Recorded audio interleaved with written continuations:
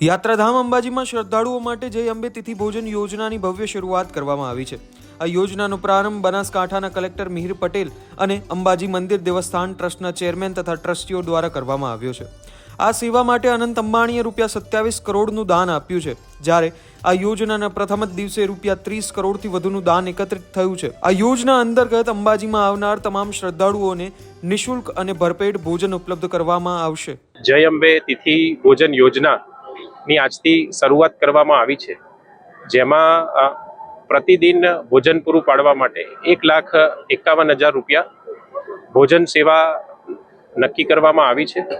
આજે આ યોજનાનો શુભારંભ થયો છે અને અંદાજિત ₹30 કરોડ જેટલી ભોજન સેવા અંબાજી ટ્રસ્ટને મળેલી છે।